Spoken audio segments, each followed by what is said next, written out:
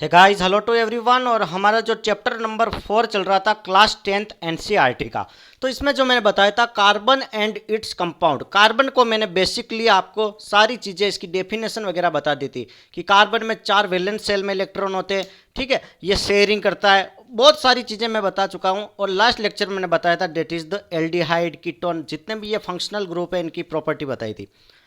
अब जो हम इस चैप्टर में पढ़ने वाले हैं that is the chemical property of carbon compound. Carbon compound की केमिकल प्रॉपर्टी क्या होगी, कार्बन कंपाउंड आखिर रिएक्शन कैसे करेगा, इन चीज़ों के बारे में पढ़ेंगे। ठीक है, तो जो फर्स्ट प्रॉपर्टी पढ़ेंगे that is about the combustion. Combustion नाम से आपको पता चल रहा होगा, कंबशन मतलब किसी चीज को जलाना, कंबशन करना। ठीक है, और जलाने के लिए आपको एक चीज पता होगी कि ऑक्सीजन की रिक्वायरमेंट होगी। किसी भी चीज को आप जलाना चाहते हो तो वहां पर ऑक्सीजन की रिक्वायरमेंट होगी। एक चीज से बताता हूं कि कहीं पर आग लग गई, ये बिल्डिंग है, इस बिल्डिंग में आग लग गई। ठीक है, ये मान लो बिल्डिंग और इस बिल्डिंग में क्या लग गई, आग जल गई। तो आग बुझाने के लिए आपको क्या यूज करोगे, देट इज द अग्निशामक यंत्र। अग्निशामक यंत्र होता है तो उसमें से क्या होगा कि CO2 निकलेगी, कार्बन डाइऑक्साइड निकलती है। और वो कार्बन डाइऑक्साइड क्या करेगी, जहां पर ऑक्सीजन की मात्रा कम कर देगी। CO2 जब जाएगी तो यहां से ऑक्सीजन की मात्रा कम कर देगी, ऑक्सीजन की सप्लाई को कट आउट कर देगी, इसलिए ये आग बुझ जाती है। समझ में आया? ओके, तो कंबशन रिएक्शन कहता है कि जब किसी चीज को जलाते तो वहां पर क्या होना चाहिए, ऑक्सीजन की प्रेजेंस। आपने छोटी क्लास में पढ़ा होगा कि एक मोमबत्ती ले ली। ठीक है, एक मोमबत्ती ले ली और ये मोमबत्ती देखो यहाँ पर जल रही है। ठीक है, ये मोमबत्ती जल रही है और मोमबत्ती जल रही है, ये इसकी लो हो गई और मोमबत्ती पिघल के नीचे भी आ रही है, कंप्लीट जल रही है। लेकिन आपने एक एक्सपेरिमेंट देखा होगा कि यहाँ पर एक मुन्ना था, एक छोटा सा लल्ला था, इसको कहा कि इस गिलास से इसको ढक दो। तो इन मुन्ना ने क्या किया, गिलास से इसको पूरा ढक दिया। और जैसे ही इसने गिलास को ढका और ये जो लो थी ये बुझ गई, ये लो बुझ गई, मोमबत्ती बुझ गई और यहाँ पर हल्का सा छोटा छोटा सा धुआं निकलने लग गया। धुआं निकलने लग गया मतलब वहां पर ऑक्सीजन की सप्लाई को मैंने क्या किया, कट ऑफ, मतलब इसको कम कर दिया। समझ में आया? ओके, यहां तक आपको समझ में आ गया। ठीक है, एक चीज मैं और बता देता हूं, वैसे तो बायो का पार्ट है फिर भी यहां पर क्लियर कर देता हूं। आप जो ऑक्सीजन लेते हो ना शरीर में 21% लेते हो, लेकिन जो बाहर निकालते हो तो 7.4% ऑक्सीजन ही निकलती है। 0.4% आप कार्बन डाइऑक्साइड लेते हो, लेकिन जब बाहर निकालते हो तो ये 4.4% कार्बन डाइऑक्साइड निकल जाती है। ठीक है, ये साइंस का 10th क्लास में ही आपके मिलेगा ये चीज़, लेकिन कब पढ़ाऊँ कोई भरोसा नहीं है, लेकिन बीच बीच में मैं कुछ इंपॉर्टेंट फैक्ट बताता जाऊंगा। समझ में आ गया? ओके, अब मैं बात करता हूं that is the combustion reaction की, जो हमारा टॉपिक है, main topic of interest. Combustion reaction कहता है कार्बन जब ऑक्सीजन में जलेगा, for example C carbon oxygen में जला दिया, C+O2, तो इससे जो क्या बनेगा, CO2 कार्बन डाइऑक्साइड, प्लस इससे जो निकलेगी that is the heat, heat plus light. समझ लो, हीट नहीं निकलेगी क्या, किसी चीज को जलाओगे तो क्या होगा, एक आपने कार्बन की एक रोड ले ली, एक लकड़ी ले ली। ठीक है, कार्बन का कोई भी एक पार्ट ले लिया, दैट इज द कोयला। कोयले को आप जलाते हो माय डियर फ्रेंड, तो कोयला जलाओगे तो आग लगेगी कि नहीं लगेगी, और आग जलेगी मतलब हीट गर्म होगा, प्लस लाइट, एकदम अंधेरे में कुछ जलाते हो तो उजाला होता कि नहीं होता। तो यही तो कह रहा है कंबशन रिएक्शन, कि कार्बन को जब मैं ऑक्सीजन की प्रेजेंस में जलाता हूँ, C+O2 ले लो, एक ये रिएक्शन ले लो CH4+O2 ले लो, तो इससे निकलेगा CO2 प्लस H2O। ठीक है, प्लस यहाँ पर निकलेगा that is the heat and light. तो ये कहना यही चाह रहा है कि जब कार्बन को ऑक्सीजन की प्रेजेंस में जलाता हूं तो मेरा प्रोडक्ट तो जो निकलना होगा जो निकलेगा, लेकिन हीट और लाइट भी निकलती है। CO2 कार्बन डाइऑक्साइड तो निकलेगी, धुआं नहीं होता, धुएं में क्या होगी, कार्बन डाइऑक्साइड। समझ में आ गया? समझ में आ गया। इसके बाद मैंने पहले आपको बताया था कि एक होता है सेचुरेटेड और एक होता है अनसेचुरेटेड। कार्बन भी, हाइड्रोकार्बन में मैंने बताया था आपको, रिमेंबर करो, नहीं तो आप पुराने लेक्चर में जाकर देखो, आपको वो चीज़ मिल जाएगी, सेचुरेटेड और अनसेचुरेटेड हाइड्रोकार्बन। ठीक है, तो सेचुरेटेड में कहता है कि जब सेचुरेटेड हाइड्रोकार्बन को जलाते हैं तो इससे हमें जो फ्लेम मिलेगी ना वो क्लीन मिलेगी, इससे हमें जो फ्लेम मिलेगी वो क्लीन मिलेगी, मतलब पूरा आसानी से जल जाएगा। लेकिन कह रहा है जब अनसेचुरेटेड हाइड्रोकार्बन को जलाता हूँ, अनसेचुरेटेड हाइड्रोकार्बन को जलाता हूँ तो इसमें से क्या निकलेगी, येलो फ्लेम। क्या निकलेगी, येलो फ्लेम, येलो फ्लेम निकलेगी। प्लस इसमें क्या निकलेगा, जो इसमें सबसे साथ में निकलेगा that is the black smoke. Black smoke, अरे कुछ जलाते हो तो आपको धुआं नजर आता कि नहीं आता, समझ गए? पॉइंट क्लियर है? Yellow flame plus black smoke निकलेगी। सेचुरेटेड अनसेचुरेटेड आपके टॉपिक वाइज एक एक पॉइंट क्लियर करवा रहा हूं, तो कोई भी एक इश्यू नहीं होना चाहिए कि सर जी आपने क्या पढ़ा दिया, हमें समझ में नहीं आया, आपने ये छुड़वा दिया। मैं कुछ नहीं छुड़ाने वाला हूं, कंबशन मैंने पढ़ा दिया। इसके बाद मैं सेकंड पॉइंट पर चलता हूं, दैट इज द ऑक्सीडेशन। ठीक है, याद रखना, नोट्स बनाते जाओ। कंबसन के बाद सेकंड आएगा ऑक्सीडेशन, और थर्ड फिर हम बात करेंगे दैट इज द एडिशन, और फोर्थ होगा सब्स्टिट्यूशन रिएक्शन। ठीक है, तो ऑक्सीडेशन में क्या होता है कि एक रिएक्शन से समझाता हूँ, ध्यान से देखना है, रिएक्शन से समझाता हूँ कि मैंने एक ले लिया CH3CH2OH। ठीक है, ये रिएक्शन करवाई मैंने किसकी प्रेजेंस में करवाई, एल्केलिन एल्केलिन KMnO4 पोटेशियम पर मैग्नेट KMnO4 डाल दिया।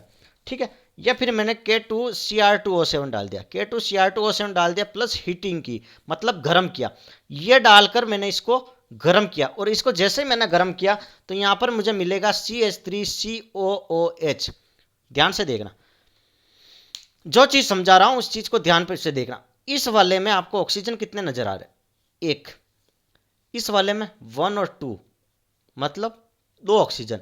एक से ऑक्सीजन 2, मतलब एक ऑक्सीजन की क्वांटिटी बढ़ गई, दैट इज द ऑक्सीडेशन। ठीक है, समझ में आया। कैपेबल ऑफ एडिंग ऑक्सीजन, मतलब कह रहा है कुछ सब्सटेंस होते हैं वो क्या करते हैं, ऑक्सीजन को ऐड कर लेते हैं, और ऑक्सीजन को ऐड पोटेशियम परमैंगनेट, ठीक है, पोटेशियम डाइक्रोमेट, ये है पोटेशियम K2Cr2 डाइक्रोमेट, और KMnO4 potassium permanganate.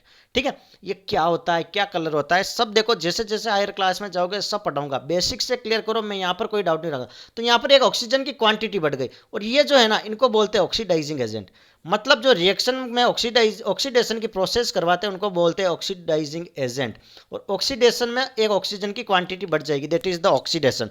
Point clear है, ज़्यादा इश्यू नहीं रखना, ज़्यादा टेंशन नहीं रखनी, आपको 2 चीज़ें मैंने क्लियर करवा दी। और अब मैं थर्ड पॉइंट बताऊंगा, that is the addition reaction. समझ रहे हो, एडिशन रिएक्शन। और एडिशन रिएक्शन किसके लिए होगी, एडिशन रिएक्शन किसके लिए होगी, unsaturated hydrocarbon add hydrogen in the presence of catalyst. समझ रहे हो, एडिशन रिएक्शन यूज होगी फॉर द अनसैचुरेटेड हाइड्रोकार्बन के लिए। ध्यान से सुनना, अनसैचुरेटेड हाइड्रोकार्बन के लिए रिएक्शन होगी।